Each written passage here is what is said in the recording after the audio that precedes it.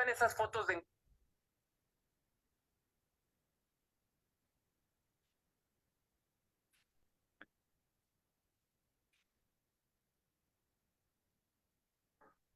Ok, ya está transmitiendo en vivo.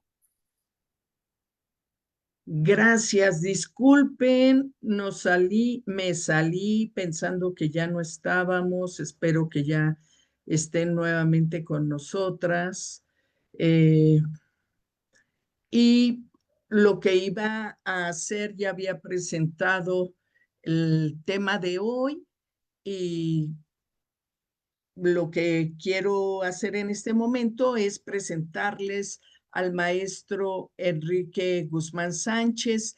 Él es licenciado en educación primaria, egresado de la Escuela Normal 5 de Mayo de Puebla. Pertenece a la primera generación del plan de normales de 1997. Del 2000 al 2010 realizó trabajo de apoyo en comunidades de la Sierra Norte del estado de Puebla, en particular en la región náhuatl de Cuetzalan del Progreso. También trabajó en escuelas de la Sierra Nororiental de Puebla, en Xignahuapan y Zacatlán, así como en la comunidad de Domingo Arenas, cercana al Popocatépetl. En el año de 2013 es asignado a la Escuela Primaria Vespertina Multigrado Constitución de la Zona Escolar 037, perteneciente al sector 23 en Jalapa, Veracruz. En esta institución trabajó como maestro frente a grupo con una dirección comisionada. En el año 2019 participó en el encuentro de maestros Estrategias Exitosas de Lectura y Escritura en la H Veracruz, con el proyecto Lotería de Versos. Con el proyecto Yerberito formó parte del programa Aprende en Casa 2.0, serie de programas radiofónicos de la Secretaría de Educación Pública del Estado de Veracruz en su estrategia de aprendizaje a distancia en zonas de alta marginación, bajo la coordinación de la Dirección General de Educación Primaria Federalizada, a través del Radio Más, la radio de los veracruzanos. También formó parte del equipo de diseño de cuadernillos de apoyo para primero y segundo grado de primaria que implementó la Secretaría de Educación Pública de Veracruz mediante la Dirección General de Educación Primaria Federalizada, con el fin de atender las necesidades de aprendizaje durante la pandemia. Obtuvo la medalla CEP-UCICAM, reconocimiento de la práctica educativa implementada en los tiempos de COVID, con el proyecto Radio Constitución, la radio hecha desde el salón de clases, que fue implementado como estrategia de aprendizaje durante la pandemia. Es autor de los proyectos Nos divertimos con juegos tradicionales, publicado en el libro de segundo en el escenario comunitario, y Que fluyan las descripciones, publicado en el libro de quinto en el escenario del aula, de la nueva familia de libros de texto gratuito. Participó en las conferencias vespertinas que se realizaron en Palacio Nacional para dar a conocer los nuevos libros de texto gratuito, acompañando a la secretaria de Educación Pública Federal, maestra Leticia Ramírez Amaya, en aquel momento. En su intervención, él disertó el proyecto Que fluyan las descripciones, en el cual tuvo origen en la Escuela Vespertina Constitución de Jalapa, sector 23. Forma parte del personal seleccionado para participar en la primera reunión de vinculación entre docentes de educación básica y docentes de escuelas normales del estado de Puebla para finales para fines de codiseño curricular en diciembre del 2023. También participó en el grupo de maestros que se encuentran diseñando los nuevos libros de texto gratuito Plan de Estudios 2022 para educación preescolar, particularmente en la elaboración de láminas de diálogo con manifestaciones culturales y artísticas. Durante el 2025 ha formado parte de los asesores y talleristas de PRODEF y el Centro de Maestros de Texmelucan. A inicios del 2026, cursó el seminario Currículum Latinoamericano, el currículum bajo el espectro de la derechización global, reformas y acciones reaccionarias en educación.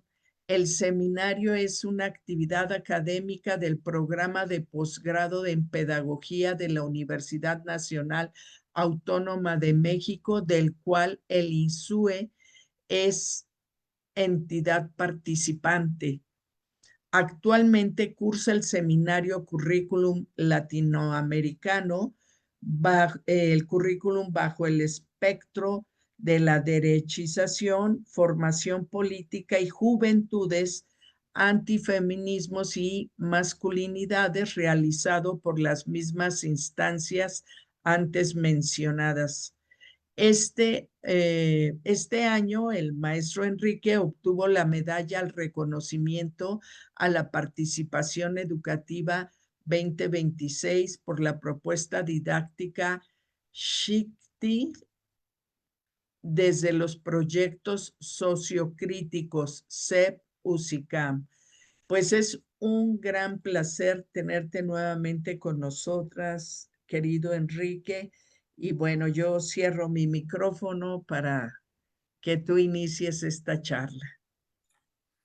¿Qué tal, querida maestra Claudia, eh, María Aurora? Pues un gusto a todos nuestras amigas y amigos que nos están escuchando con este tema y muchas gracias por la invitación, por supuesto. Siempre va a ser un placer estar con ustedes dos, que son para mí, unas guerreras de la educación, integral en la sexualidad, tan necesario para nuestros temas, incluido en el artículo tercero constitucional, en los derechos de niñas, niños y adolescentes, en la nueva escuela mexicana, por supuesto, y en las dinámicas didáctico-pedagógicas de la nueva escuela mexicana y los libros de texto. Por lo mismo, creo que es necesario que estemos hablando de este tema, pero no quiero dejar de mencionar primero mi solidaridad con muchas maestras y maestros que están en ciertos momentos presionados, señalados, de manera injusta, respecto al tema de maltrato y abuso sexual. Es un tema delicado que considero hay que abordar desde el Consejo Técnico Escolar, y es verdad de que hay abusos y hay maltratos, ya sea en la escuela, en la sociedad, la casa, en las redes sociales, pero también hay maltratos contra ciertas figuras, no solamente magisteriales, sino también médicos, médicas, enfermeras, enfermeros, psicólogos, psicólogas que también me han comentado que en algún momento han sido vulnerados, ¿no? En esta parte de sus derechos, como personas que atienden, que trabajamos directamente con niñas y niños. Y ese es uno de los aspectos fundamentales que creo debemos abordarlos desde la ética y principalmente desde lo legal, lo que está establecido. Entonces, sí quiero iniciar mostrando, diciendo expresando mi solidaridad con las personas, familias y profesionistas, profesionales también, que han sido acusados de manera injusta. Y es un tema que también creo se debe tratar en todos los medios posibles para poder visibilizar, ya que lo que no se nombra no existe. Y bueno, pues vamos a seguir trabajando porque se haga justicia y principalmente también reconozco al Congreso del Estado de Hidalgo, que nos están, a las compañeras y compañeros de Hidalgo que nos están dando muestra de cómo, qué camino, qué ruta seguir para lograr que la certeza laboral, social, liderazgo comunitario, pues se mantenga en las imágenes de las y los docentes frente a aula, en una dirección, supervisiones. Partiendo de esto, pues vamos a hablar mucho respecto a qué reconocemos como una parte importante de nuestra vida cotidiana en los aspectos de la educación sexual. Primero, ¿desde qué marco legal se posiciona? Y vamos a pasar a el protocolo. ¿Por qué es importante primero atender esta característica en particular? Porque si vamos directamente al protocolo, muchas veces, y eso ha sido platicado y asesorado por diferentes abogados de CIPINA o del DIF, se omiten algunos pasos muy importantes para poder prevenir el abuso sexual y el maltrato infantil. Y entre entre esas partes que se omiten, o pasos que se omiten, principalmente está el trabajo con las y los padres de familia o tutores. Omitimos por diferentes tabús, circunstancias, contextos, omitimos una parte importante para no llegar a situaciones legales.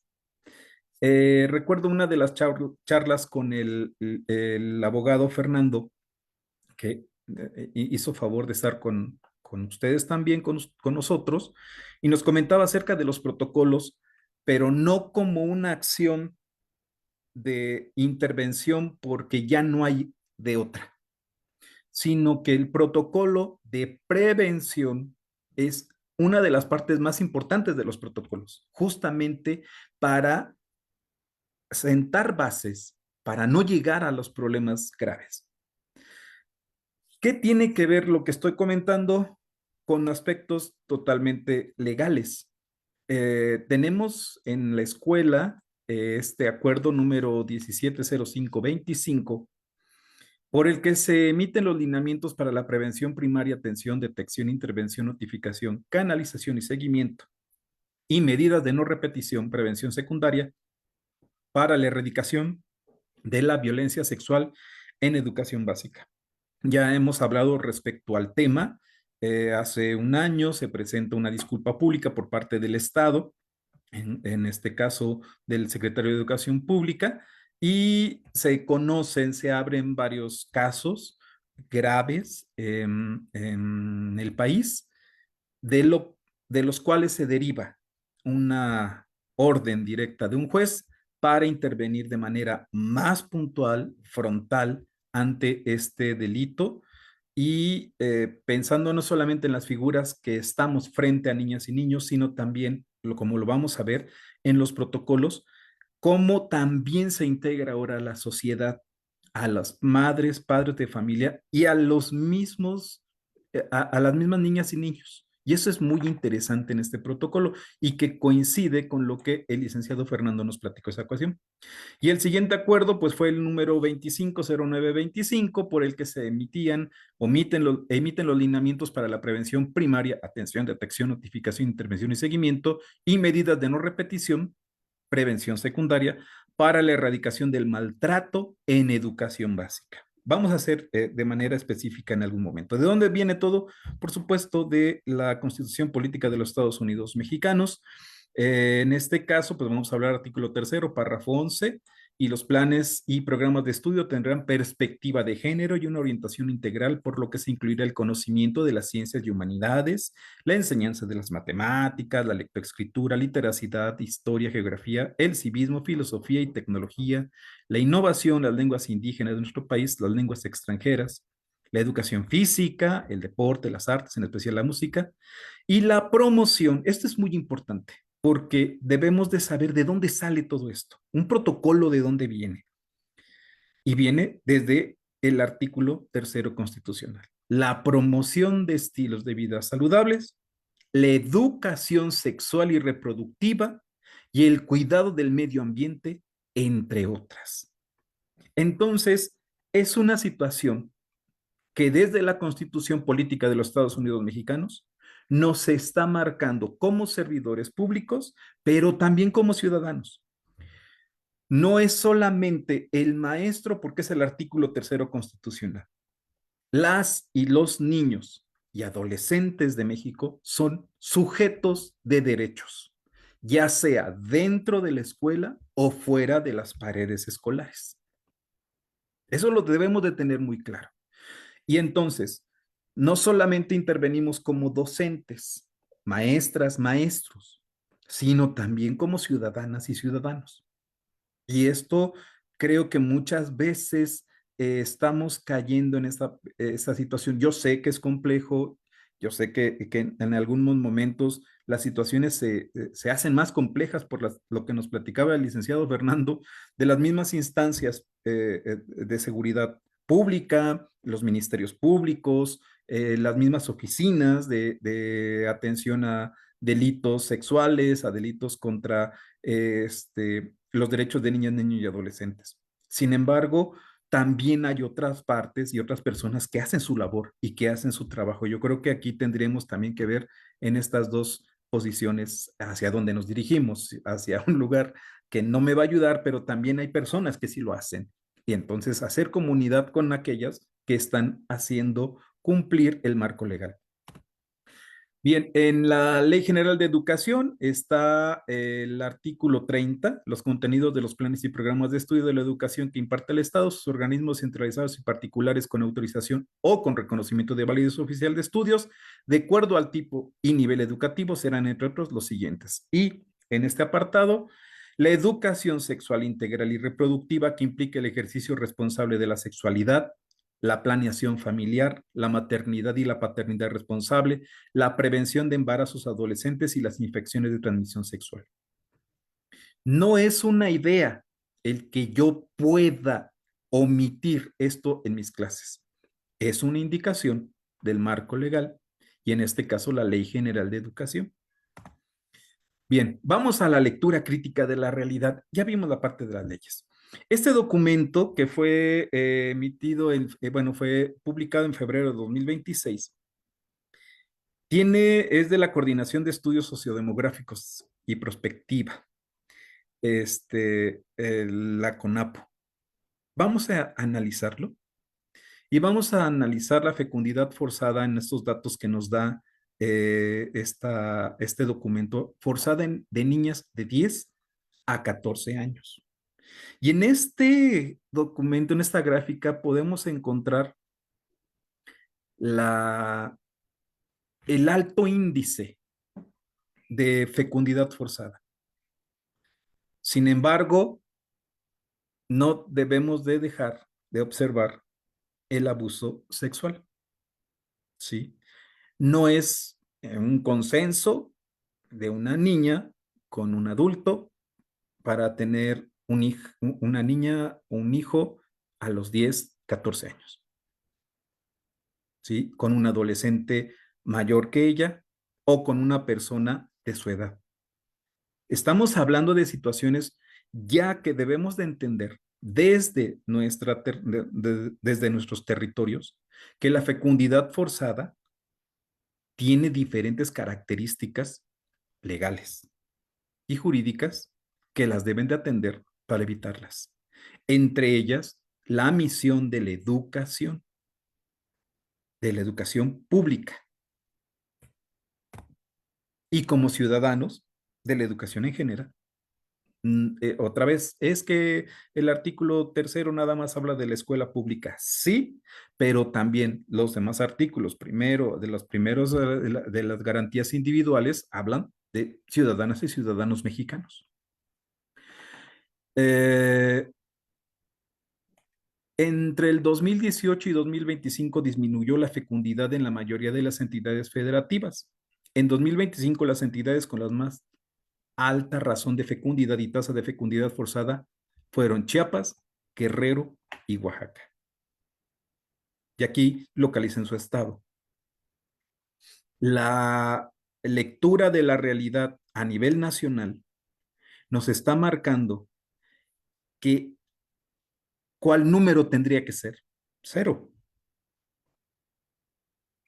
Sin embargo, los datos son duros en todos los aspectos: éticos, legales, sociales, culturales, educativos. Y estamos hablando de los estados en el que el problema del abuso sexual infantil tiene que ver con las ideas de supremacismo, patriarcado, machismo, poder sobre las personas, y no solamente eso, sino es una de las condiciones de mayor vulnerabilidad en las poblaciones de ingresos económicos, de falta de instituciones públicas alrededor de ellas, calles, estamos hablando de trabajo, de instancias que las atiendan. Estamos hablando de Oaxaca, Guerrero, Chiapas, ¿sí?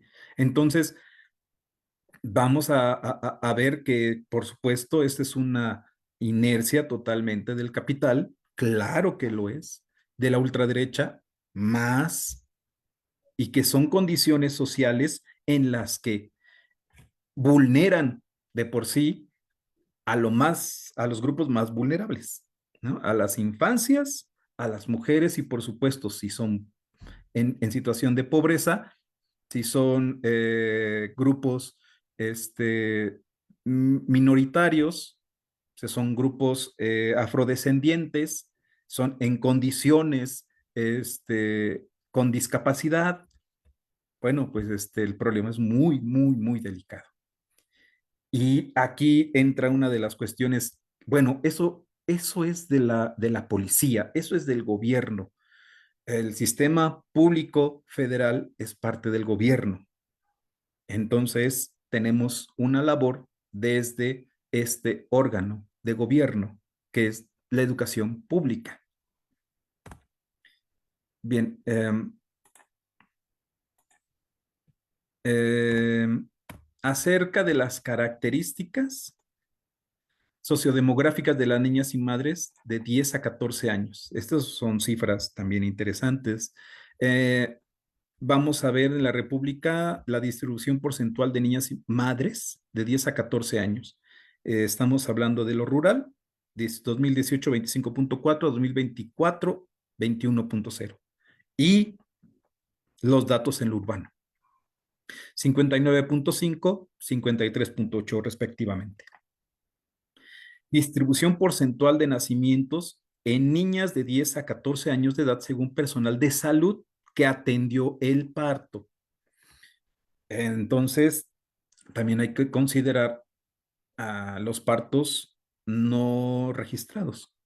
Y en estas cifras, bueno, entran otras características de problemas sociales, de problemáticas sociales muy graves, y que por eso se justifica claramente esta parte del aborto legal, ¿sí? En el que se ofrece una atención médica para evitar que la niña o la mujer pierdan la vida si hay un parto fuera de unas instancias o de circunstancias de salud. Hay un tema ahorita en boga fuerte, que es el de Tamaulipas, y bueno, es por eso también esta lectura de la realidad que quise abordar desde este momento. Y bueno, el porcentaje médico, pues es el 2018, 86.5, y fíjense, en el 2024, 87.1. Enfermero o partera, hay un descenso, otra persona y no especificado. Estos datos son interesantes y creo que hay que analizarlos eh, como se están presentando. Esta tabla también es muy interesante. Eh, Distribución porcentual de niñas madres de 10 a 14 años de edad por situación conyugal. Y hace rato platicaba yo con algunas compañeras, alguna compañera, y hablábamos de esta parte del consenso. En las culturas, en algunos pueblos originarios, todavía hay consenso y lo sabemos perfectamente, el consenso y que se respeten los pueblos originarios. Sin embargo, estamos hablando ya de situaciones también muy graves dentro de esos consensos en los que la ley no está permitiendo porque es una parte, es un ejercicio de violencia.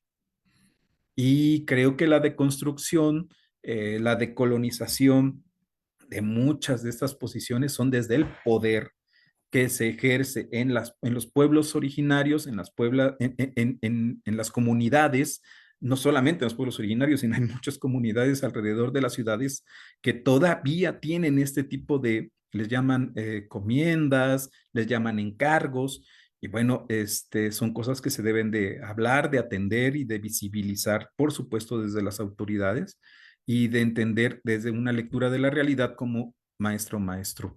Y bueno, en este caso estamos encontrando que sin escolaridad, la distribución porcentual de niñas madres de 10 a 14 años, vamos al 2018-2024, y quiero enfocarme a esta parte de primaria completa. 2018 estamos hablando del 50,4% y del 2024 el 48,6%.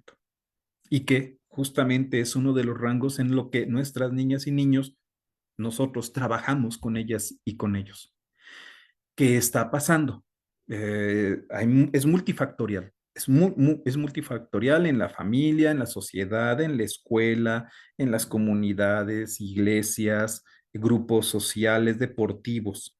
En todos los espacios que acabo de mencionar suceden este tipo de hechos. Aquí la pregunta sería, más que enfocarse en una comunidad, es ¿por qué sucede en todas las comunidades? Y esa es una pregunta que creo nos tenemos que hacer con mucha pertinencia. Características sociodemográficas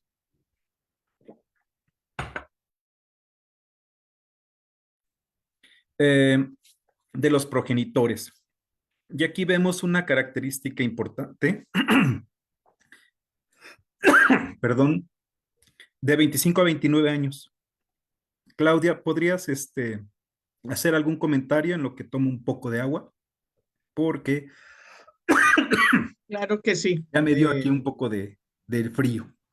Sí, no, no te preocupes. Yo estaba impactada con las estadísticas que mostraste. Siempre que hablamos de embarazos infantiles de 10 a 14 años, tenemos que tener claridad de que se tratan de abusos sexuales. El número es impresionante, las condiciones en que esas niñas son violentadas y que no solo son niñas, ¿no? En este caso, pues hablamos de nacimientos, hablamos de embarazos, pero también hay abusos hacia los chicos, como se está mostrando ahora. Eh, es realmente preocupante. Lo primero que estamos haciendo es hablar, hablar, hablar, porque no hay otra manera de generar transformaciones si no visibilizamos los problemas en su magnitud. Adelante, profesor. Así es, Claudia. Y lo que acabas de decir es muy importante. Lo que no se visibiliza, no se conoce, no existe para muchas personas, ¿no? Esto no puede ser posible, no creo. Y empiezan esta parte de la generación de los mitos, pero también de la inercia de las delincuencias. Y los grupos delictivos que hablan, que se dedican a este tipo de delitos, bueno, este, pues la narrativa, ¿no? Estamos enriqueciendo esa narrativa al decir, no creo que el maestro está exagerando, creo que la educación está exagerando, creo que la nueva escuela mexicana no debe tratar esos temas y no, es al contrario. Si no estamos siendo de manera indirecta los que fortalecemos esas narrativas. En esta tabla, por ejemplo, el dato de la mayoría de los progenitores de hijos, hijas de niñas y adolescentes son mayores que ellas. Principalmente tienen entre 15 y 19 años, pero pueden llegar a tener hasta 35 años o más. El alto porcentaje en no especificado podría indicar retos en el registro o en la denuncia de estos casos. Eso es muy delicado y hay que atenderlo, verlo, sí con mucha atención, no con pánico, con una alerta muy clara y la pregunta sería, ¿qué hacemos como maestras, maestros, pero también como ciudadanas y ciudadanos? ¿Cómo estamos generando estos cambios que son necesarios? ¿Por qué? Porque entre 20 y 24 años, entre 15 y 19 años, los porcentajes marcan claramente que son los progenitores. Estamos hablando de abuso sexual infantil y vamos a ver otras características, porque no solamente se generaliza el abuso sexual, hay especificidades. Y bueno, aquí lo no especificado puede ser una persona de 60 años, puede ser 40, 25, y eso es necesario atenderlo y visibilizar. Y bueno, esto es muy interesante. La distribución porcentual por escolaridad del progenitor. Y estamos encontrando que tienen primaria completa o secundaria o equivalente. Y el otro dato también que coincide con la gráfica anterior, no especificado. Estamos también hablando de que podrían ser personas no solamente adultas, sino también con alguna licenciatura, doctorado, maestría. Eh, ¿A qué quiero llegar ya para cerrar esta parte del análisis de la lectura de la realidad crítica? Pues es un delito que se encuentra en muchos lugares, en muchas circunstancias, momentos históricos, culturales, económicos, políticos, sociales. Y que si bien se ve ciertas acciones del Estado, eh, hay que hablar de que la mayor parte de estas acciones recae en las escuelas, por supuesto en los sistemas médicos. En sector salud tiene que denunciar, las personas, hay unos protocolos muy estrictos en el sistema de salud, en los médicos legistas, en las instituciones públicas, pero nuevamente regreso a lo que el licenciado Fernando nos hablaba, ¿no? No todo el engranaje camina de manera unísona, ¿no? Tiene circunstancias con las cuales debemos de seguir trabajando. Y ahora bien, esa es la parte del análisis de la realidad. ¿Por qué no debo evadir o evitar abordar estas problemáticas en mis programas analíticos e implementación de proyectos sociocríticos? ¿Por qué no debo? No solamente desde la legalidad, lo que me marca un protocolo, que es lo que vamos a analizar, sino como ciudadana y ciudadano. Es, es algo interesante que debemos analizar y debemos ver desde la manera ética, no solamente el maestro, la maestra, el psicólogo, la psicóloga que trabajan con niñas y niños, los sacerdotes, no, papá, mamá, vecino, el herrero, el carnicero, la mamá que se dedica al trabajo total en casa. Todas y todos debemos participar en esta problemática. Parece que nada más las maestras y los maestros son los encargados y no es así. Y es algo que debemos de tener muy en claro. ¿Por qué? Porque es un derecho de niñas y niños el conocer la sexualidad para protegerse y tomar decisiones de acuerdo a sus intereses sin afectar los intereses de otros, como cualquier otra ley, como cualquier otro derecho. Los derechos sexuales y reproductivos son garantías prerrogativas de las personas que México reconoce en diversos artículos constitucionales, principalmente en el primero, el cual establece que queda prohibida toda discriminación motivada por el origen étnico o nacional, el género, la edad, las discapacidades, la condición social, las condiciones de salud, la religión, las opiniones, las preferencias sexuales, el estado civil o cualquier otra que atente contra la dignidad humana y tenga por objeto anular o menoscabar los derechos y libertades de personas.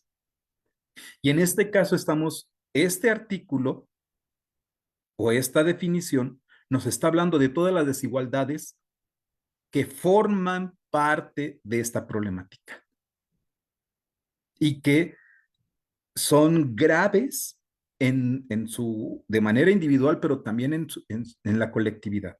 En una comunidad a donde la cultura de la preferencia sexual, o perdón, en el que la cultura contra las preferencias sexuales es atacarlas directamente y considerarlas enfermedades, pero además en la condición económica en la que se encuentren y además en la condición social o con discapacidad o por la edad o por el género o el origen étnico o nacional, estamos hablando de que hay varias violencias que abonan al problema del que estamos hablando.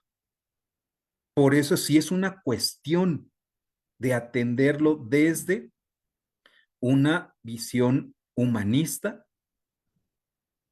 y visibilizar claramente el sentido capital, patriarcal que tiene la violencia sexual. Y eso creo que debe de ser nuevamente dicho y ser muy específico.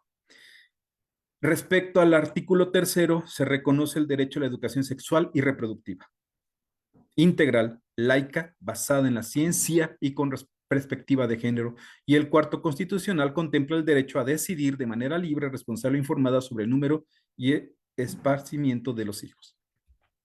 Esparcimiento. Entonces, desde la Constitución, del acuerdo 170525, desde la Ley General en sus artículos 2, 11 y 12, bueno, pues establece que el Estado priorizará el interés superior de las niñas, niños y adolescentes y los jóvenes en el ejercicio de su derecho a la educación.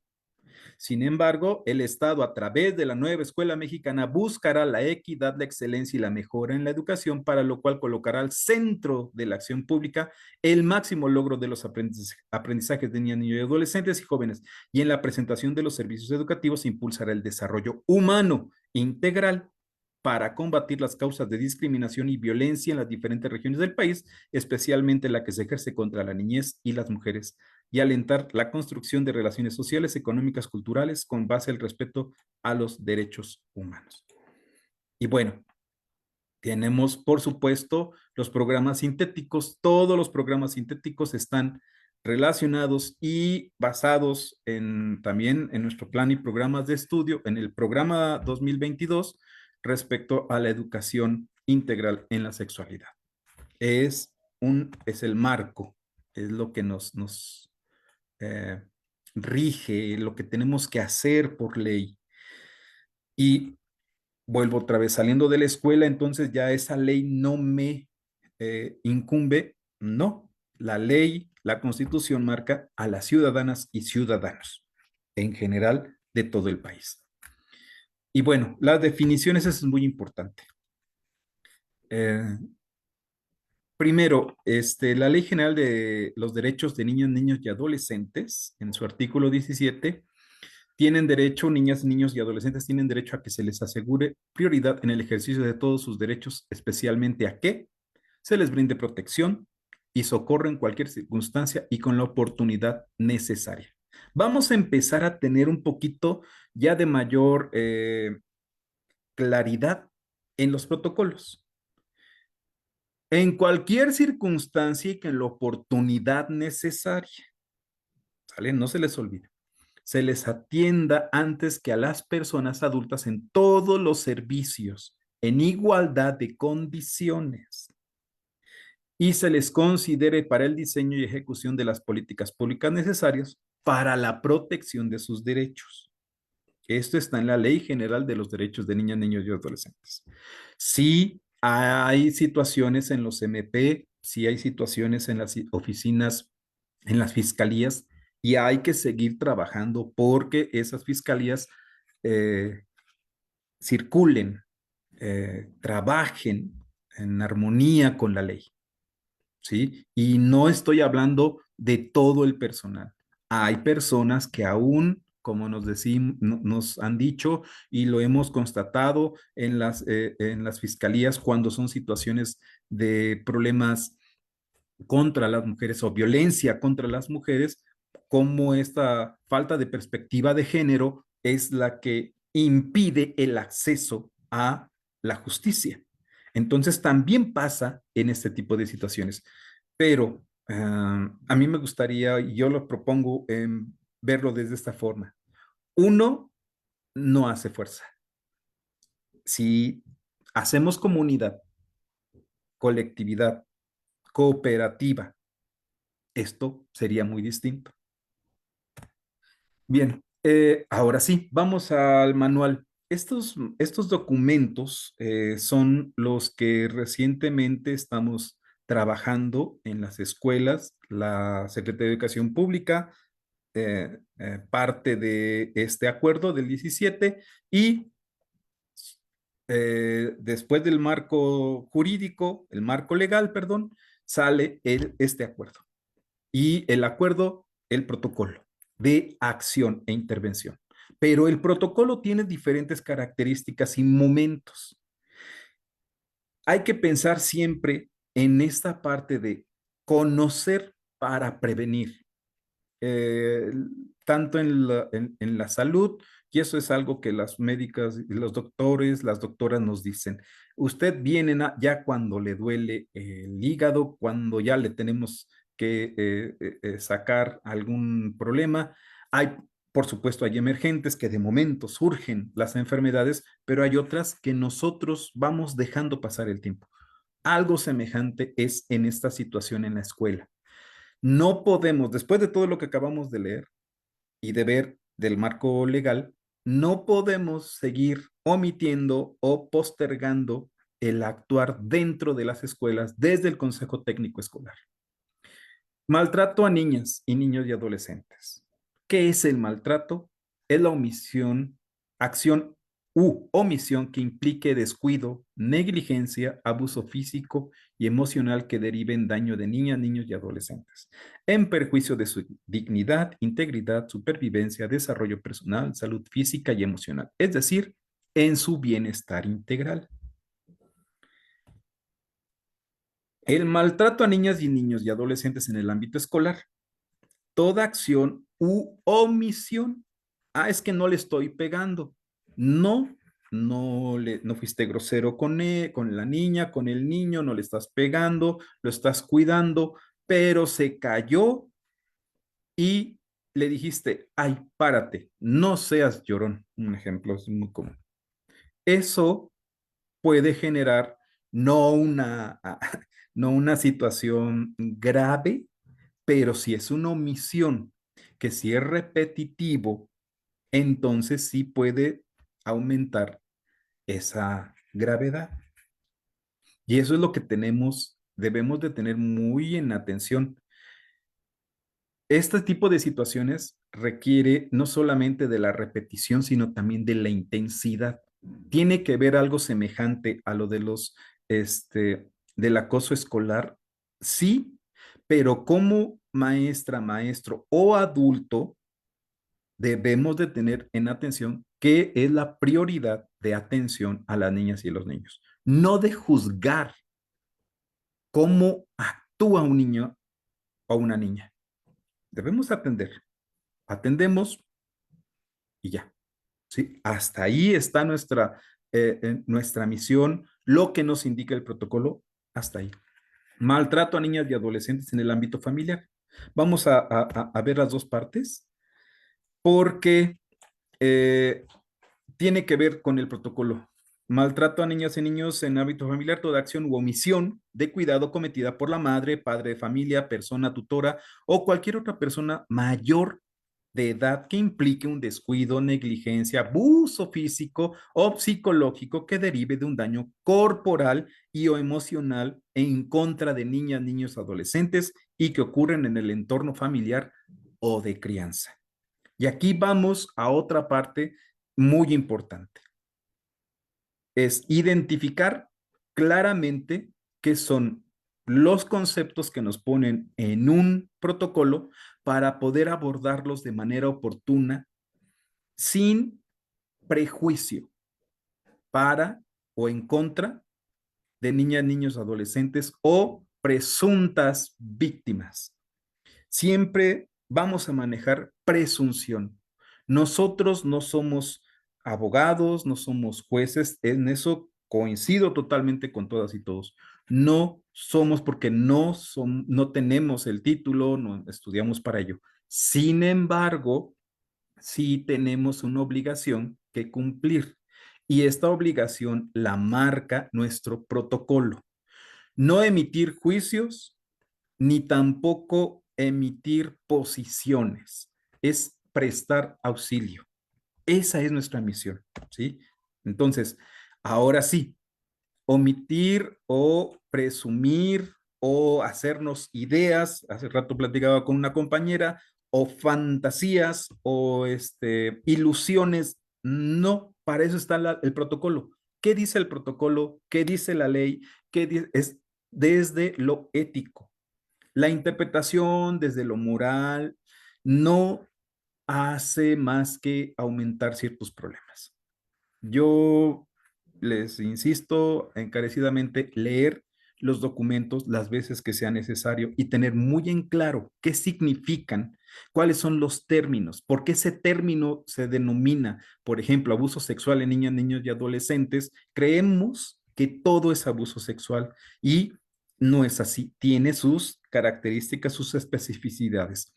En el marco de lo dispuesto en el artículo 160 del Código Penal Federal, comete el delito de abuso sexual quien ejecute en una persona sin su consentimiento o la obligue a ejecutar para sí o en otra persona actos sexuales sin el propósito de llegar a la cópula. Acá ya nos están poniendo en claro, ¿sí? Se entiende por actos sexuales los tocamientos o manoseos corporales obscenos o los que representen actos explícitamente sexuales u obliguen a la víctima a representarlos. Y en el caso de aquí, acoso sexual en niñas, niños y adolescentes es una forma de violencia con connotación lasciva, en la que si bien no existe la subordinación, hay un ejercicio abusivo de poder que conlleva a un estado de indefensión y de riesgo para la víctima, independientemente de que se realice en uno o varios eventos. En este caso, platicaba yo con una compañera y decía, bueno, es que nos están acusando. El protocolo no habla de que los docentes son culpables, no nos culpabiliza, nos está diciendo qué es lo que tenemos que hacer en caso de identificarlo. ¿En quién? ¿En un colega? ¿En una persona que trabaje con nosotros, que sea adulto? ¿O también entre pares, en adolescentes o niños, o fuera de la escuela? No nos está culpando. Las leyes están poniendo en claro qué hacer en caso de que suceda, más no de qué hacer en caso de que usted lo haga. Y también, por supuesto, ponen claras las reglas para todas y todos. No solamente los maestros son los que cometen este delito. No, está hablando de manera general. Y eso hay que tenerlo muy en claro porque si no, vamos a cometer este error de interpretación de la ley. Y esa interpretación nos hace perder de vista la orientación del protocolo.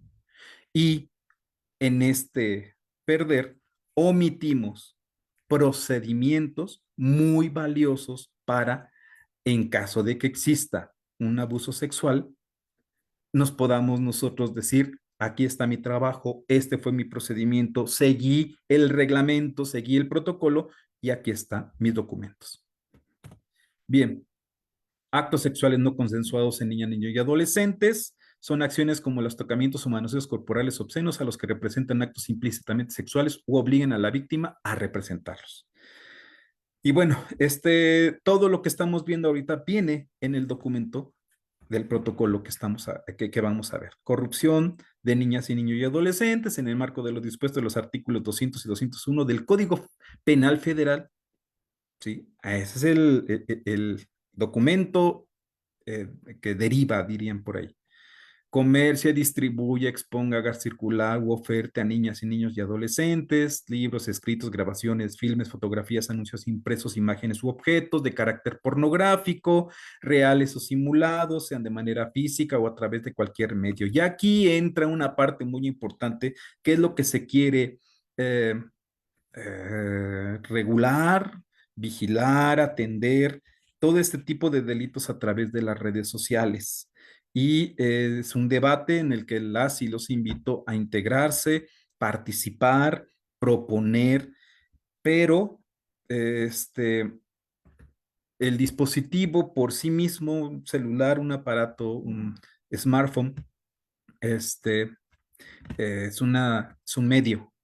Ya vimos que hay otras características atrás de las redes sociales que son reales y que suceden y que alimentan estas narrativas que llevan a una situación de delitos. Entonces, sí hay que restringir, hay que modificar, hay probablemente poner ciertas reglas dentro de la escuela. Yo también opino que para nosotras como maestras y maestros en esta conciencia ética del trabajo, en los consejos técnicos escolares, luego estamos más en el celular que atendiendo a la compañera o compañero.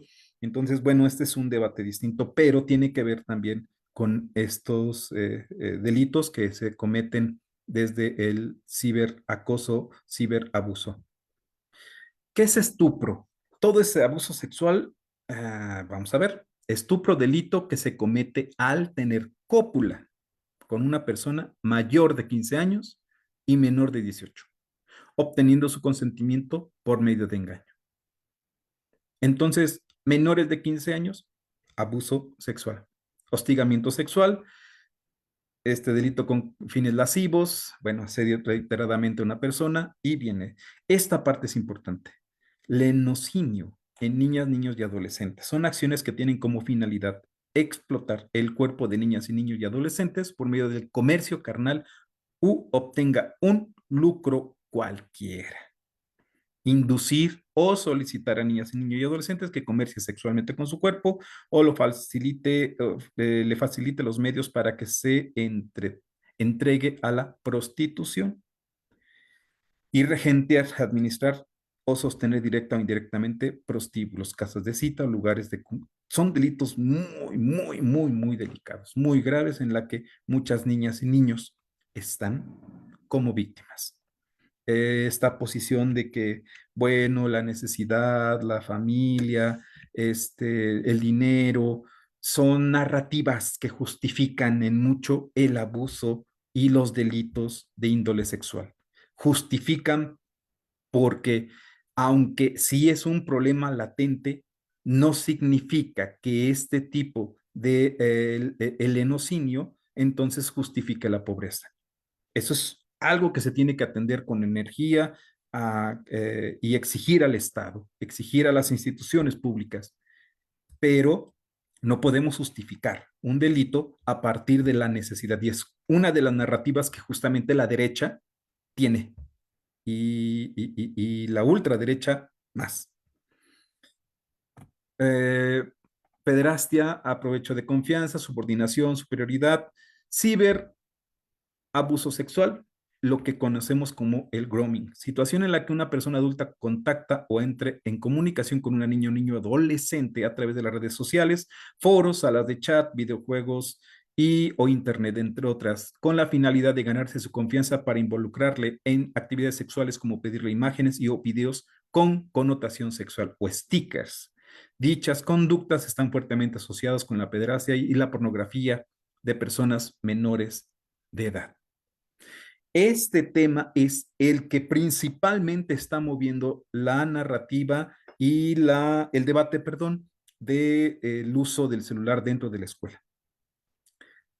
eh, a veces da la sensación de que algunas personas creen que el maestro está pensando, bueno, hoy voy a enseñar cómo hacer stickers sexuales, mi pedagogía, ahora voy a dar la clase de decir palabrotas, y además del albur mexicano, que ahora hagan 20 oraciones o hagan un proyecto de a ver quién se alburea más.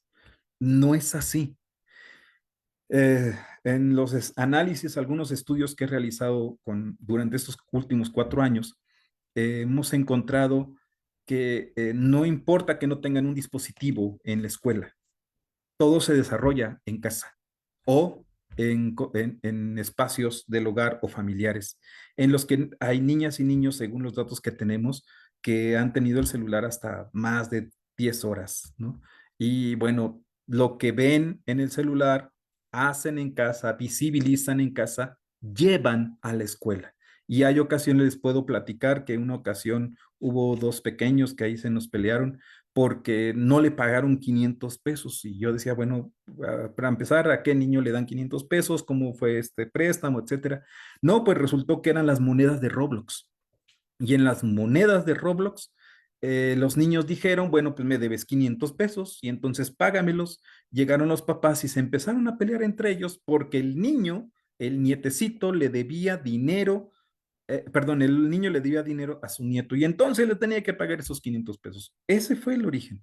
Ya investigando, pidiendo un poco de prudencia, paciencia, y pues encontré que los niños jugaban Roblox y jugaban este tipo de cosas. Pero no solamente eso, en otra escuela, también primaria, secundaria, pues encontramos los peligros en las redes sociales los juegos, los videojuegos en el que el phishing, el grooming son al por mayor.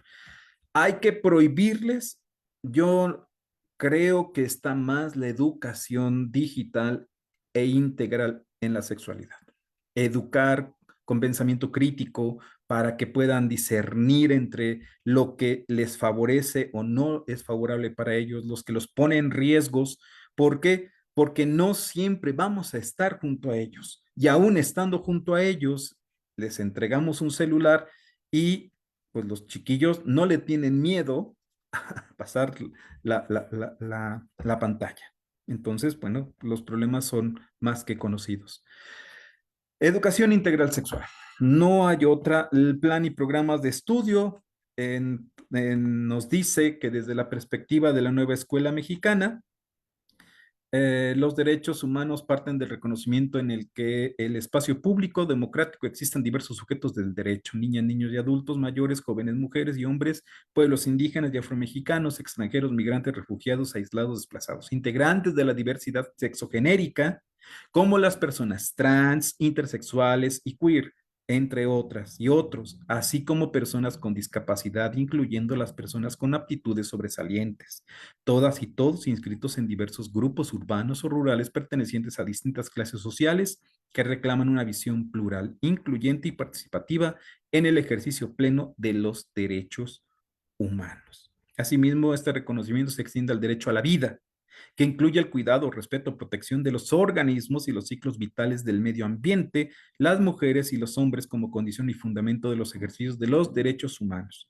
Y en todo este caso está la agenda de la ultraderecha en contra de la nueva escuela mexicana por todo lo que les acabé de leer, principalmente el reconocimiento a la diversidad sexogenérica, pero también a las personas a la meritocracia, son pueblos originarios, pero que dejen su lengua y empiezan otro tipo de violencias que también abonan a la que estamos atendiendo en estos momentos.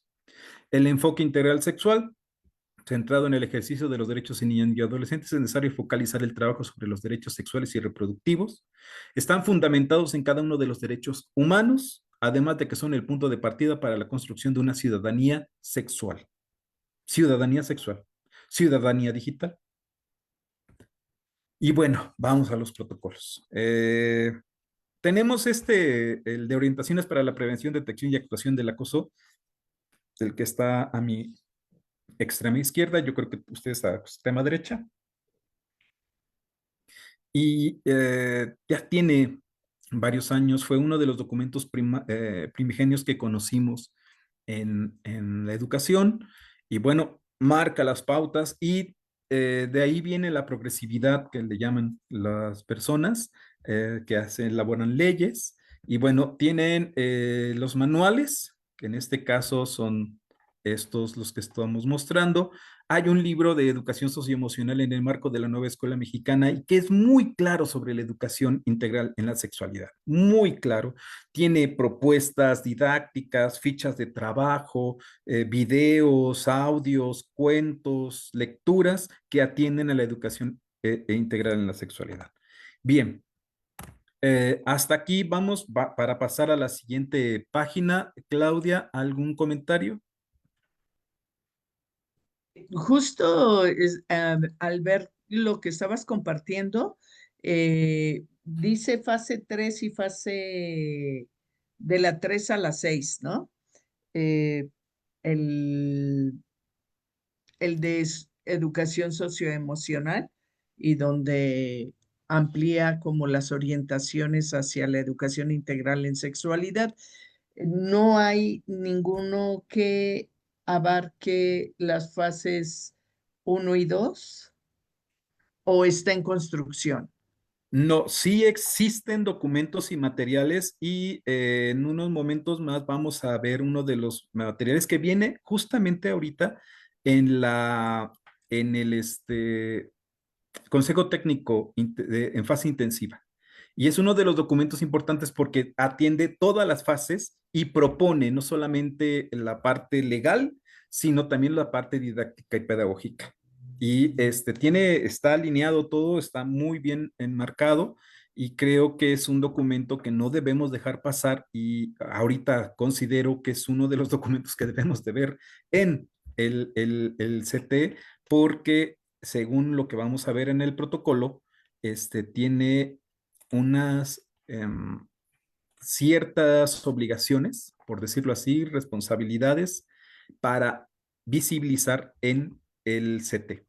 Bien, vamos al protocolo.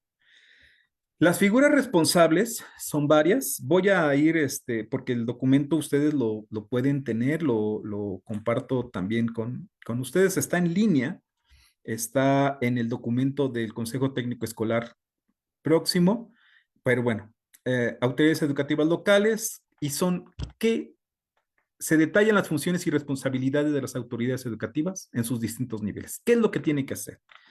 Están las autoridades educativas municipales, regidores, personal con función en supervisión. Aquí este programa lo siguen muchas y muchos supervisores.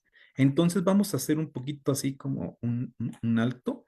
Y bueno, tiene diferentes acciones. ¿Qué es lo que debo de hacer en esas acciones? Es justamente ver que se cumplan. Es que estamos atendiendo lo pedagógico. Sí, lo pedagógico es también la educación integral en la sexualidad, la educación digital, también son las matemáticas y el español, pero la nueva escuela mexicana nos pide atender desde el humanismo. Entonces, ¿qué les parece si innovamos? Hacemos desde las matemáticas y el español abordamos los temas de educación integral en la sexualidad respecto a los cuidados y la protección de mi cuerpo. Y entonces ahí viene la dinámica docente de la didáctica. Convertir, transportar todo a la pedagogía y a la educación y al aprendizaje y a la didáctica. Bueno, en este caso tenemos aquí apoyar a las figuras educativas, establecer canales de comunicación efectivos con el personal. Mucho de esto ustedes ya lo practican como supervisoras y supervisores, ¿sí? Conocer y difundir factores de riesgo, medidas. Es que me decía está interesante acompañar la elaboración, aplicación y seguimiento de los planes anuales escolares. Fíjense, supervisoras, supervisores, plan anual escolar para la prevención, atención y medidas de no repetición frente a la violencia sexual. Nos dicta el protocolo. Si pongamos un caso, sucede ya sea en respecto a abuso sexual, o a maltrato, y llega a situaciones ya más problemáticas o de mayor intensidad jurídica, bueno, ¿cómo acompañó la elaboración de esos documentos para prevenir? ¿Qué es lo que hizo usted como supervisor en su vigilancia, en su trabajo eh, pedagógico, administrativo, didáctico, administrativo, pedagógico, para dar este seguimiento a los directivos y directivas de su zona escolar? Esto es muy importante porque aquí se marca justamente la prevención, atención y medidas de no repetición.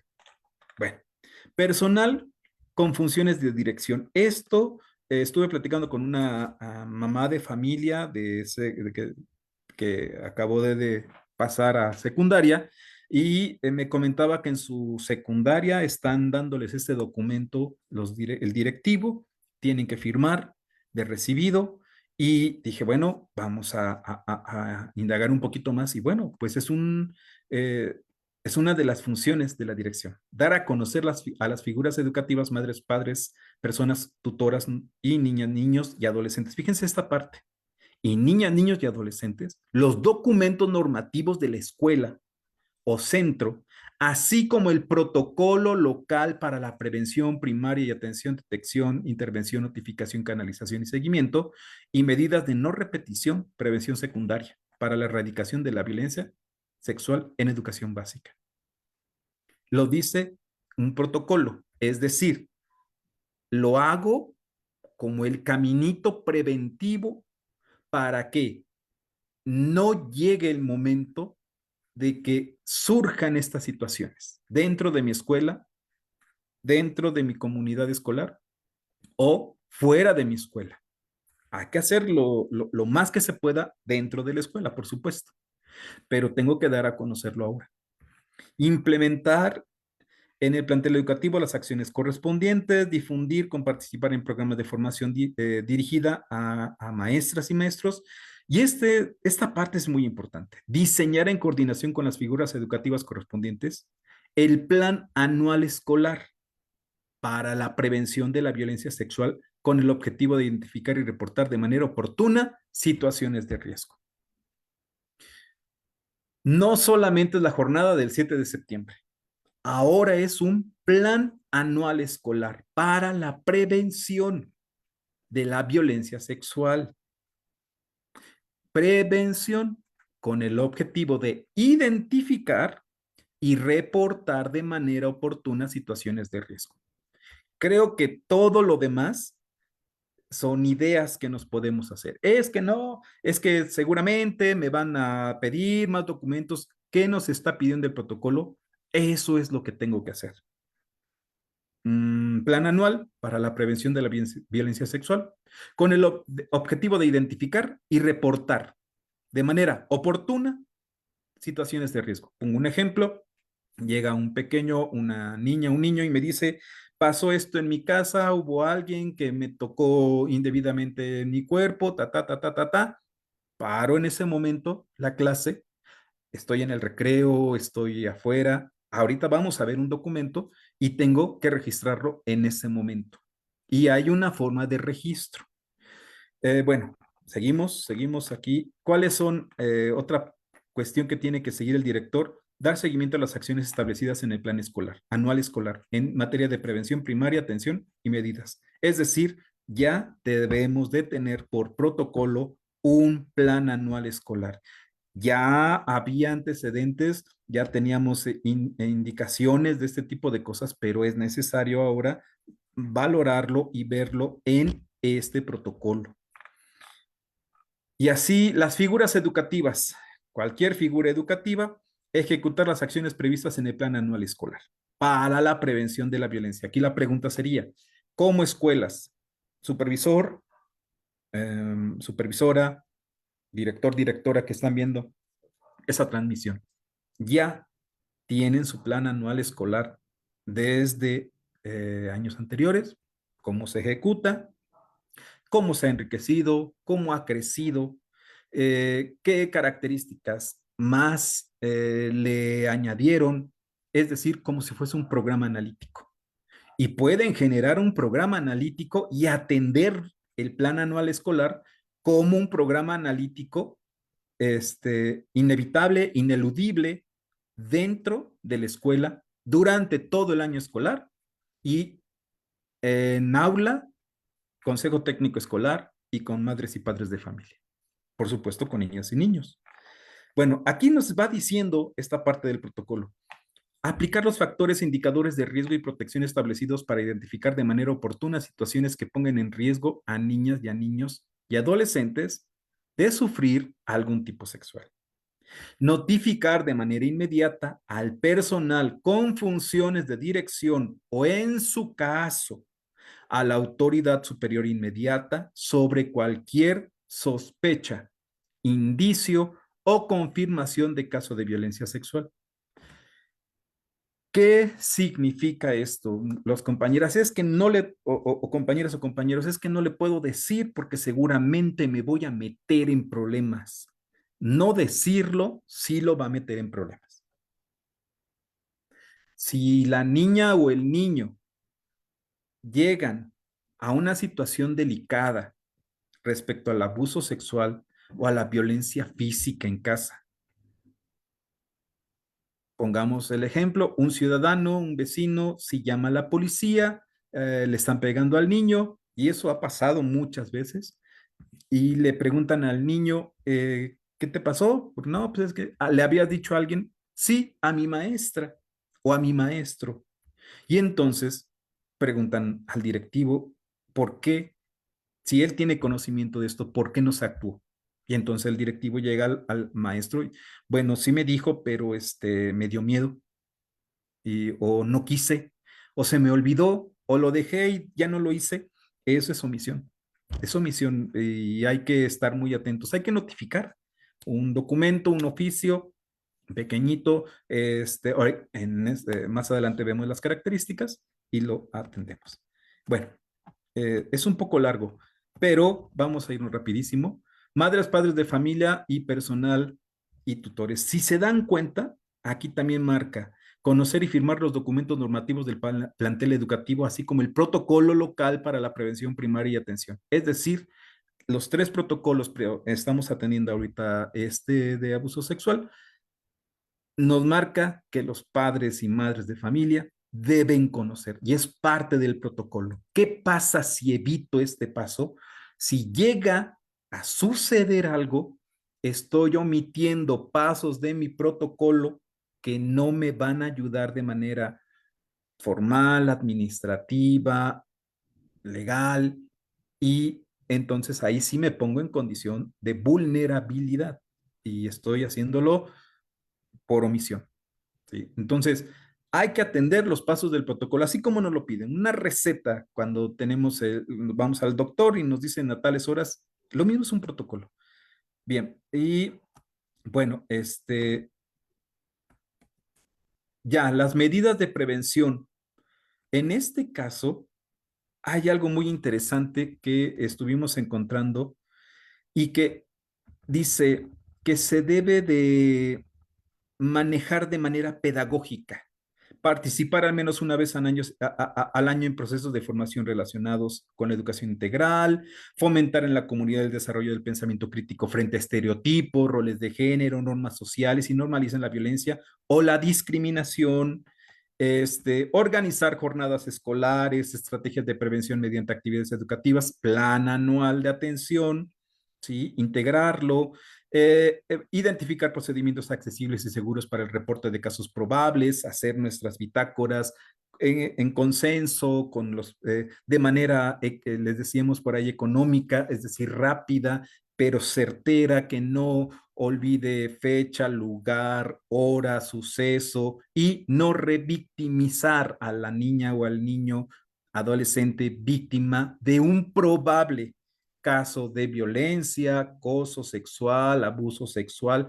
Nosotros estamos solamente que sea infraganti, que se haya encontrado a un adulto, a una adulta con la niña o el niño, se puede llamar de manera inmediata.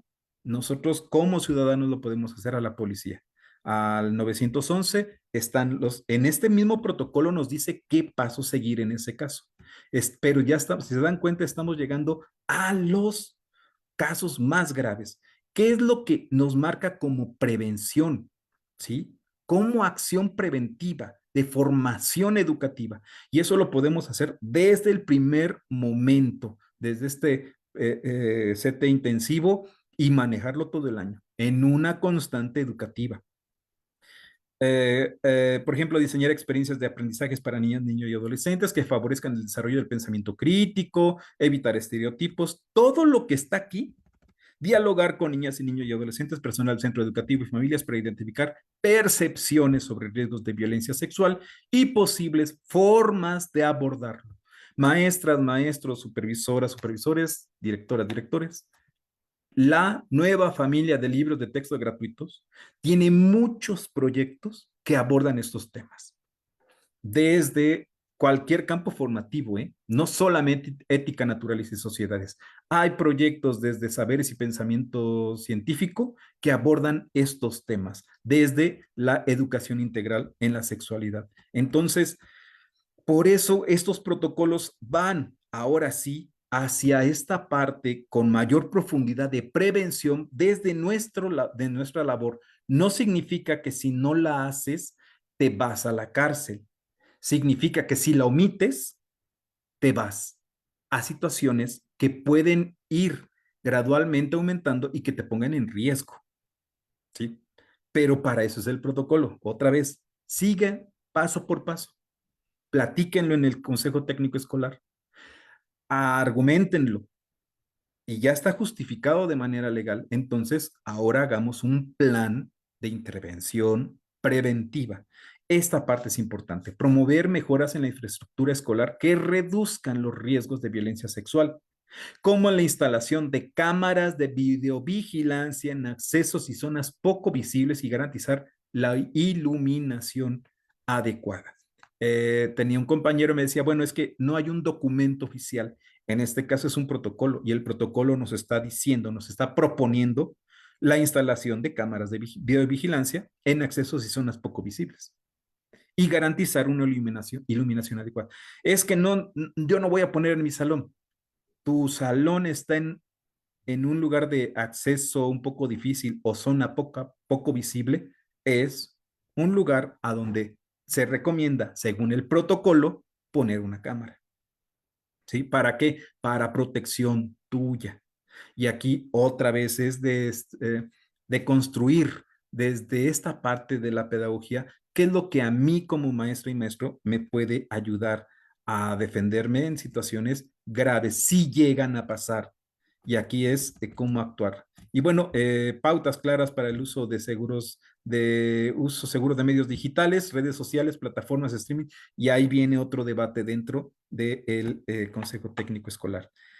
Eh, es un poco largo el documento. Voy a pasar hasta esta parte y con esto vamos cerrando, que nos pone aquí primero un anexo en el que nos solicita el acuse de conocimiento del protocolo local a madres, padres o tutores.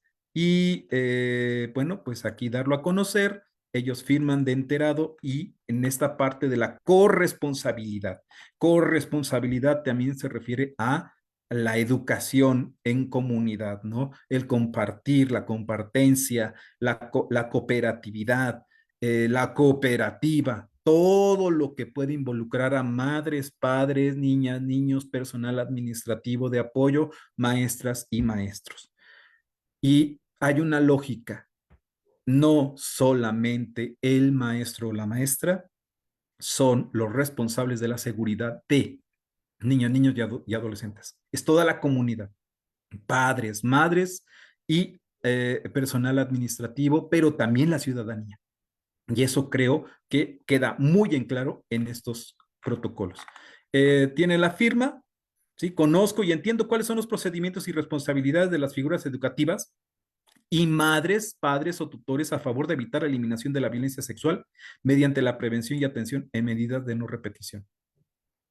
Las madres y los padres durante este programa Plan de Atención anual, cursos, policía cibernética, policía municipal, proximidad, policía de proximidad comunitaria, fiscalía en atención a delitos sexuales, Instituto Nacional de las Mujeres, Casa Carmen Cerdán, por ejemplo, en Puebla, que es una de las casas que tiene pláticas, charlas, talleres hacia mujeres para todo el ejercicio de la prevención.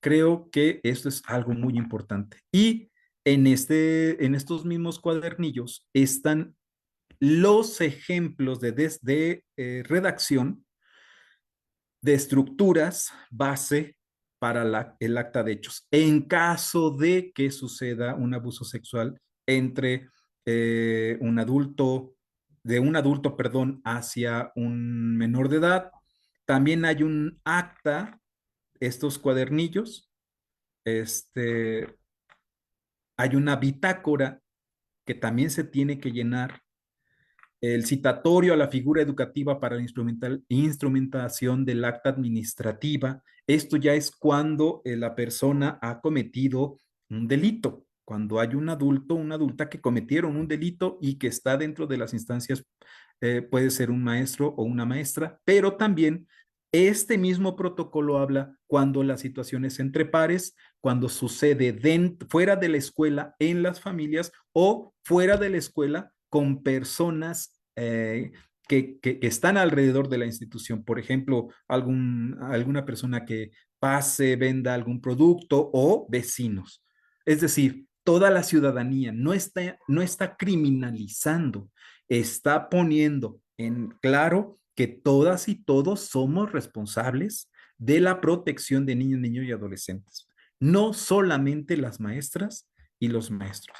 Y estos documentos se las hago llegar, bueno, están, mejor dicho, en, en los documentos oficiales, en esta página, que es Escuela Libre de Violencia. Todos los documentos del protocolo están en la Escuela Libre de Violencia.c.gov.mx. No solamente estos protocolos, sino hay muchos materiales y también en los materiales, en los insumos para el Consejo Técnico Escolar de el intensivo, está el apartado para estos temas y tiene unos materiales que estoy seguro que les van a servir, no solamente los acuerdos, los protocolos, sino también todo lo que conlleva a, al trabajo pedagógico. Y aspectos indispensables para la redacción de un oficio dirigido al director. La niña se acercó, el niño se acercó al maestro y le dijo una situación en la que considera que está siendo vulnerado de manera sexual. Se pone, por ejemplo, la fecha, todo este tipo de cosas, el asunto posible vulneración de derechos de niñas, niños y adolescentes, siempre manejar de identidad reservada de iniciales, no poner el nombre de la niña o el niño. De identidad reservada de iniciales, EGS, por ejemplo, Enrique Guzmán Sánchez, y seguir la redacción. No olvidar que debe de ser en la mención de manera libre y espontánea. Evitar a toda costa esta parte de meternos más allá de lo que la niña o el niño nos está diciendo. ¿Por qué? Porque la revictimización es algo que está considerado también es un delito. Entonces no podemos orientarle, ¿no? Bueno, ¿y qué más? Y dime, ¿y dónde lo hizo? Ese tipo de cuestiones pone en riesgo justamente este tipo de documentos y nos ponemos en riesgo. Entonces, evitarlo a lo máximo. Cerrar por lo regular, por lo anterior expuesto y como primera acción informativa, según el acuerdo, citar todos los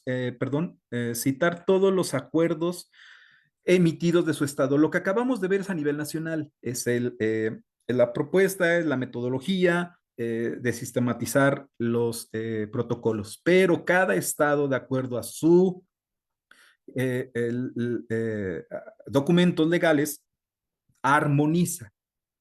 Por ejemplo, Puebla hizo algunos arreglos por ahí muy mínimos, unos ajustes, a donde también en estos documentos que acabamos de ver, pone claramente no revictimizar y utilizar la identidad reservada utilizando iniciales. Y bueno, informo a usted lo sucedido, resguardando la identidad de niña, niño y adolescente que hizo el comentario en caso de que una niña víctima le haya dicho a otra compañerita, que es algo muy común.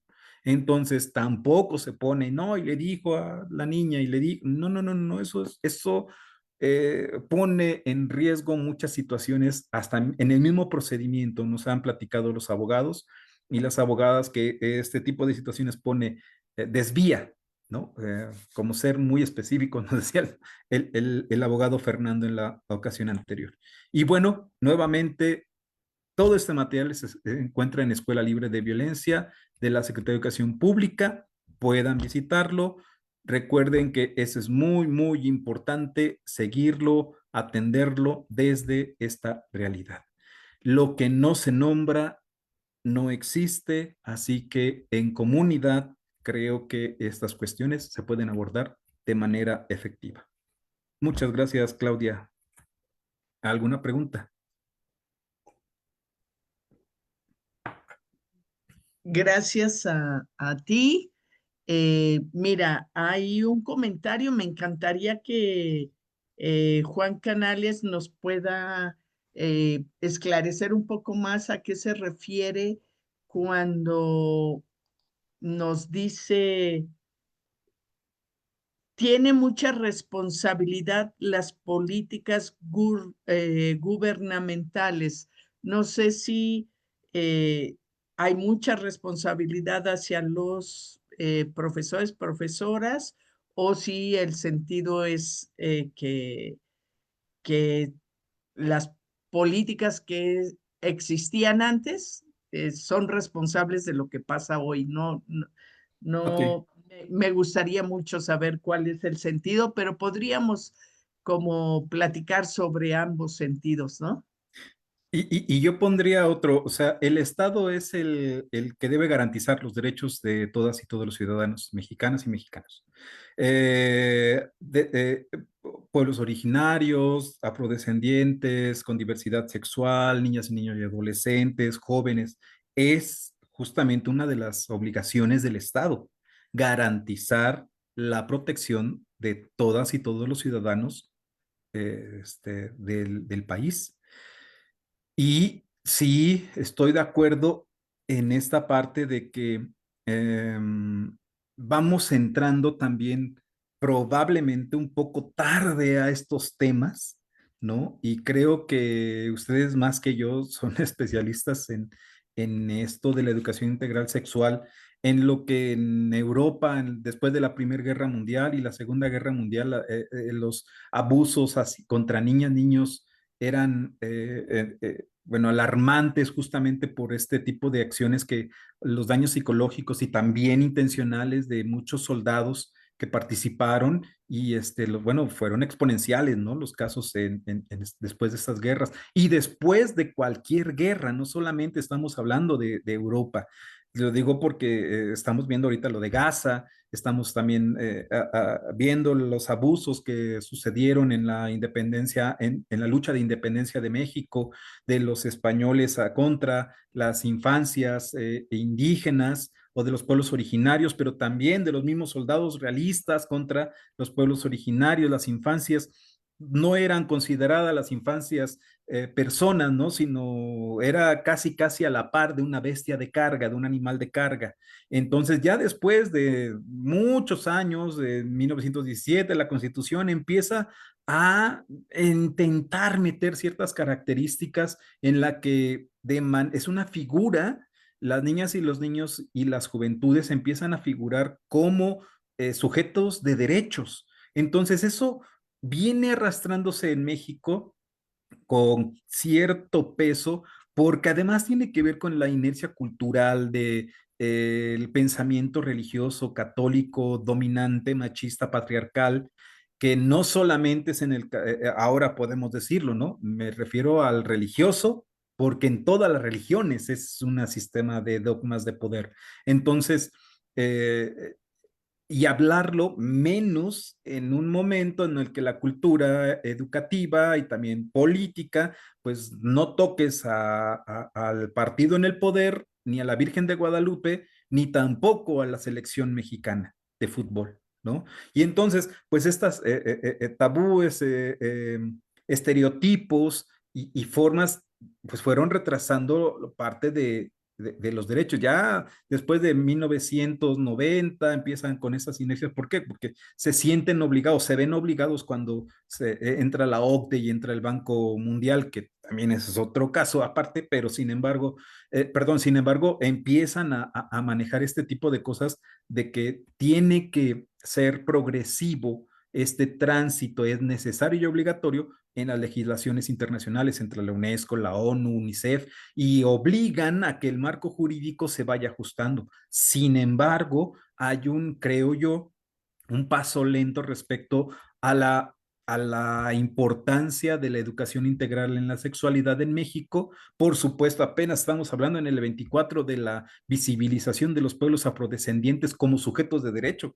O sea, esto es algo que nos debe llamar muchísimo la atención. Entonces, sí, la nueva escuela mexicana abre toda esta parte de la educación integral sexual, pero es un, no sé, yo me lo imagino como una zancada enorme con unos pasitos chiquitos en todas las demás progresividades. Creo que por ahí va esta parte. El Estado tiene que impulsarlo totalmente y el Estado tiene que seguir siendo progresivo y alineado a una actualidad. Aquí es la obligación del Estado muchas veces recae solamente en ciertas instituciones y olvidamos otras. Por ejemplo, recae en la educación casi en su totalidad, pero tenemos que seguir presionando a las instancias jurídicas en atención a las víctimas de violencia, en el caso de las mujeres, en el caso de luchar contra los machismos, micromachismos,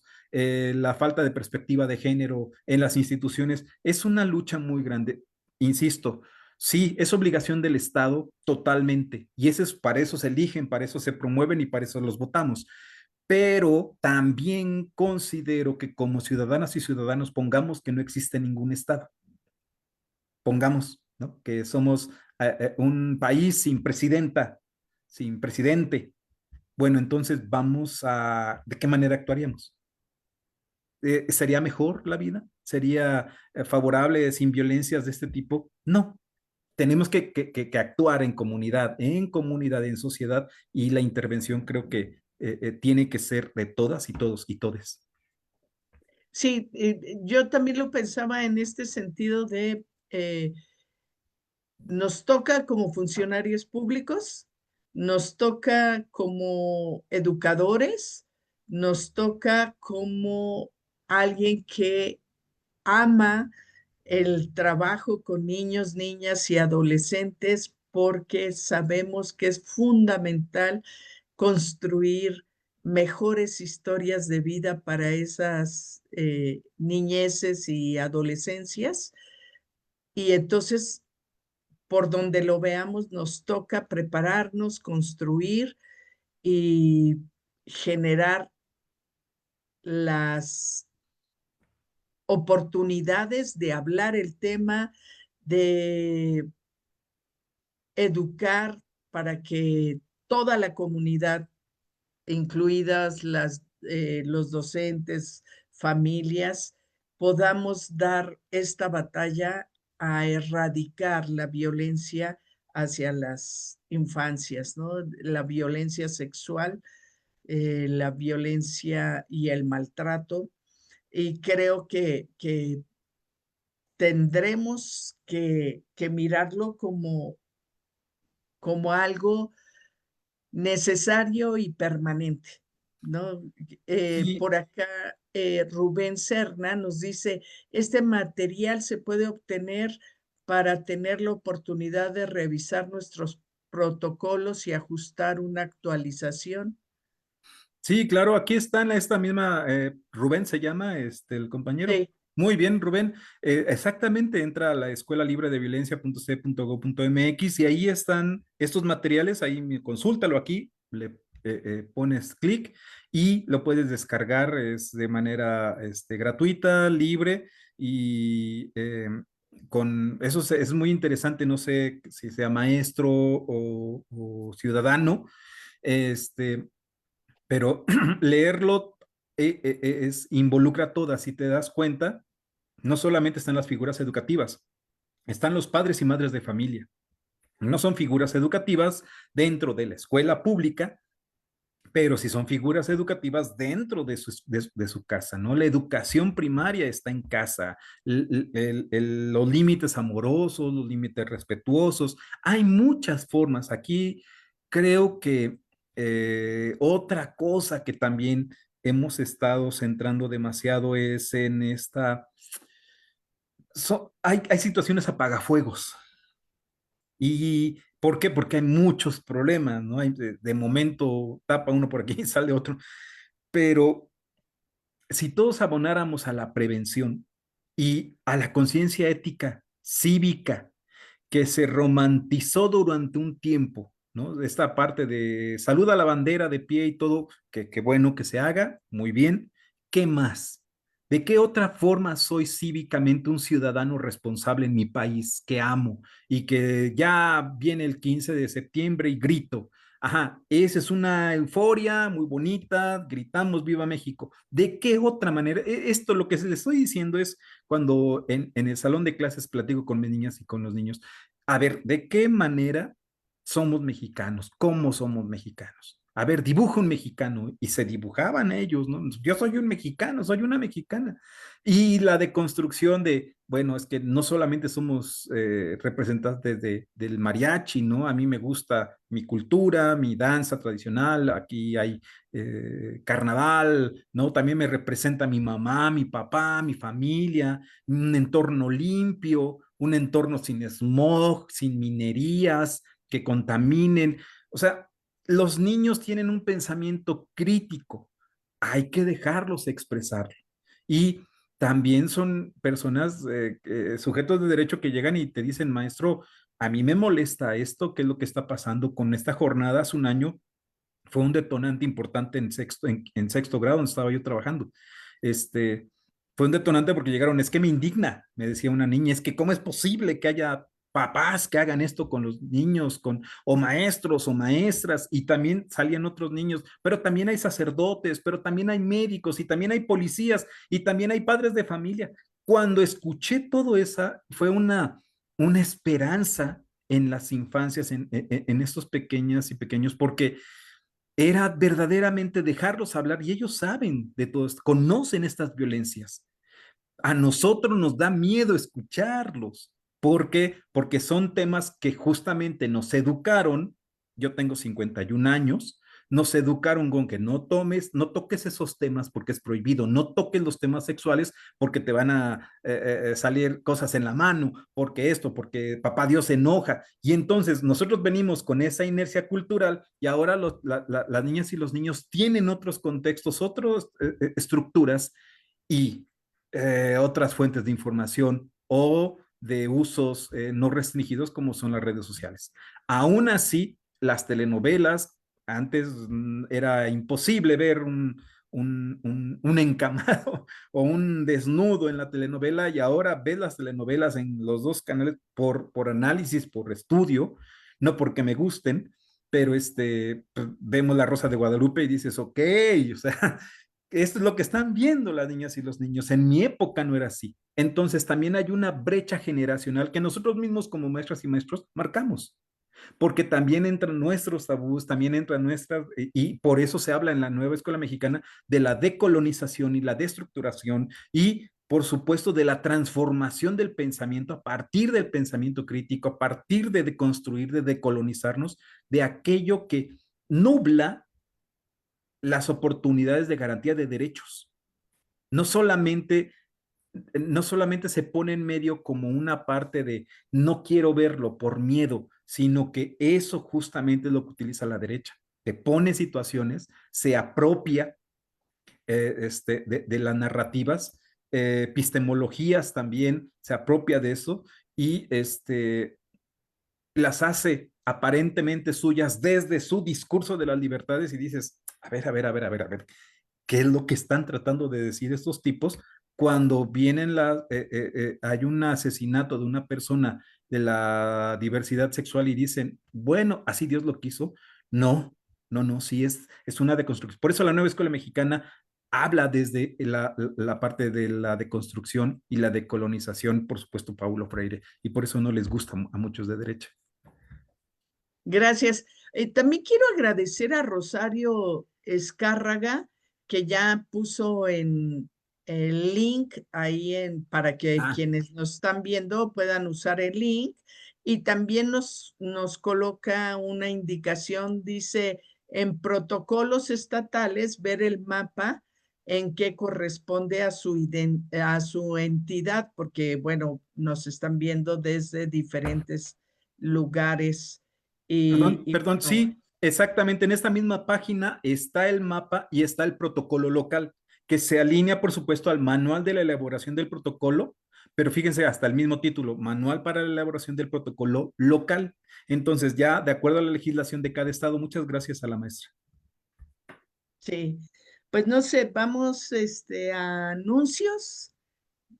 Vamos. Eh, Vamos para ir cerrando esta hermosa charla. La verdad te agradezco muchísimo. Ha sido muy interesante. Para quienes nos ven por primera vez, les contamos que nosotras somos Género, Ética y Salud Sexual. Es una organización que tiene 28 años trabajando por los derechos de todas las personas, derechos sexuales y reproductivos, derechos de salud, derechos humanos.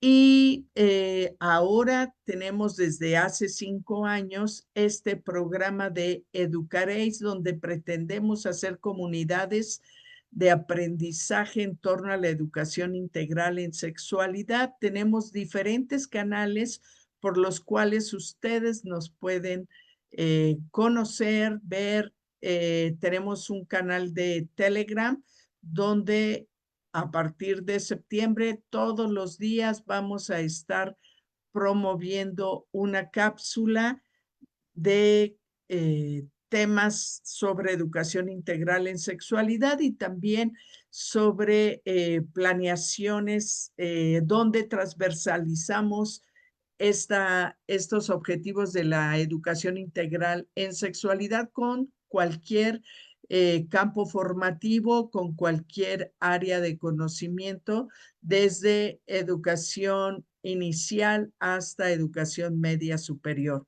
En Facebook también vamos a publicar estos materiales, pero particularmente todos los miércoles tenemos una charla tan buena como la de hoy y después esas charlas las subimos a nuestro canal de YouTube. Ahí pueden encontrar más de 250 videos, que son lo que llevamos durante este tiempo, abordando diferentes temas de educación integral en sexualidad. Tenemos WhatsApp.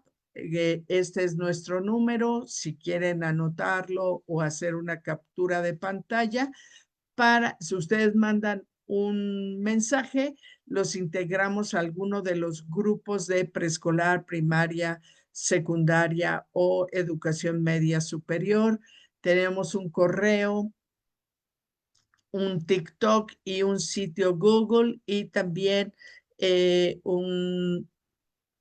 una página o un canal de Instagram y anunciarles que la próxima semana continuamos con estos temas de educar para proteger el papel del docente en la prevención de abuso sexual y el maltrato hacia niñas, niños y adolescentes. Estará con nosotros la maestra Mayra Mahogany Torres Chaires. Y bueno, será un placer tenerles nuevamente con nosotras en este espacio. Pues Enrique, igual algo que quieras dejar en la mente de maestros, maestras que están ya comentando, dando gracias por la información y lo abordado aquí. No, pues muchas gracias por seguir la transmisión. Ustedes son, repito, unas guerreras. Mi admiración y respeto para toda su labor y todo el tiempo y esta lucha permanente en la educación y la deconstrucción de las sociedades respecto a la educación sexual integral y a muchos otros temas. A la perspectiva de género, a la diversidad sexual y bueno. Creo que no necesitamos que nos digan en una guía qué es lo que tenemos que investigar y hacer si sabemos cuál es una problemática. Y esa lectura de la realidad que vimos hoy, creo que nos la podemos llevar a análisis, desmenuzarla, analizarla, ser conscientes de que somos parte de y de que tenemos una alta responsabilidad, más allá de la escuela. Por supuesto que en la escuela están los protocolos y hay que seguirlos, pero cuando salimos de la escuela somos ciudadanas y ciudadanos a pie y también se educa fuera de la escuela, en la sociedad. ¿Cómo nos comunicamos es otra parte importante, ¿no? Ser asertivos en esta parte con las madres y padres de familia. Hay unos cursos en los que pues nos ayudan a modular la voz, a ponernos en una situación física, ¿no? Que no aparente violencia y todo. Sí, lo tenemos, dirían los maestros nuevos, lo tenemos que hacer.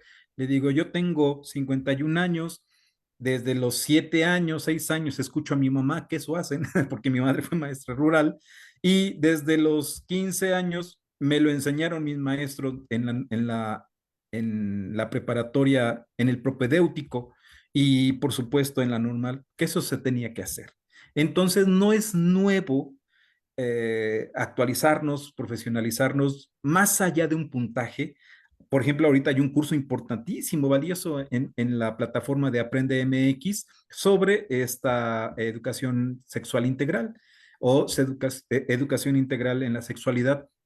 Súper, súper recomendable, está padrísimo, a mí me ha servido muchísimo. Ahí viene lo de la cartilla de los derechos sexuales en las adolescencias y juventudes y que es una base importante en el programa 2022 en todos los programas y en los libros de texto. Entonces, no duden en compartir también con sus compañeras, compañeros, con ustedes, solicitar. Si no hacemos comunidad, no vamos a lograr hacer cambios radicales, persistentes y permanentes. Hay que hacer comunidad. Muchas gracias, Claudia, como siempre. Pues muchas gracias, despedimos el programa de hoy. Llévense eso en mente, hagamos comunidad y formémonos para poder enfrentar los retos. Gracias.